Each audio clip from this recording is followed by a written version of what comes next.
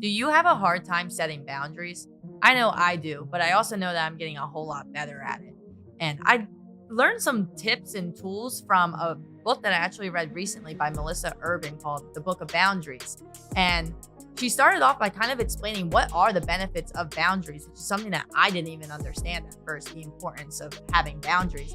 And the first thing is that boundaries help you perform your best when you're on the clock. So, especially in the workplace, setting boundaries there is going to be very, very important in order for you to put on the best performance that you can. The second benefit that boundaries help with is being able to help you recharge during those moments that you're not on the clock. So, as a golden rule when it comes to boundaries, I think it's important for you to remember that people will take whatever it is that you are willing to give.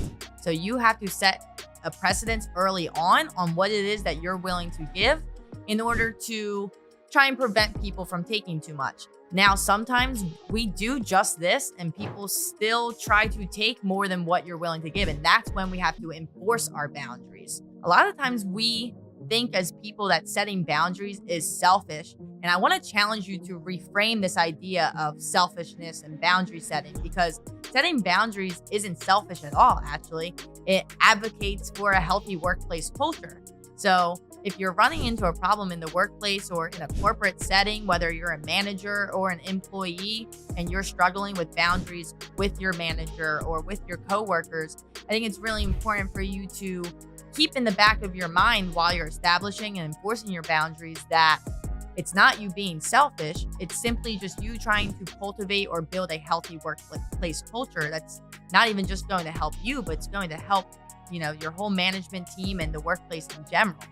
Now, for those of you that might be working remotely, which I know is super common nowadays, I have 4 tips to be able to help you set personal boundaries while working remotely.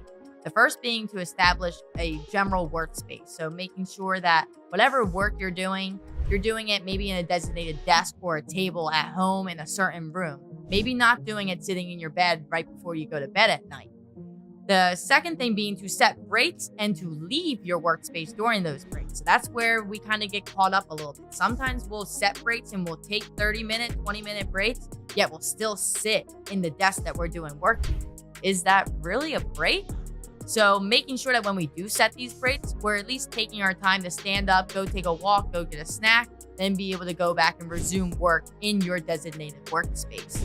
The third one is to not check your emails outside of your allotted clocked in time. Now, I know working remote, there's a lot of flexibility in what is clocked in and what's clocked out, and making sure that we're not checking our emails or taking work calls outside of those designated hours. And finally, my favorite point that I actually learned from this book was the idea of building a transitional space between work and home. So this can apply whether you work remotely or whether you work out in an office setting.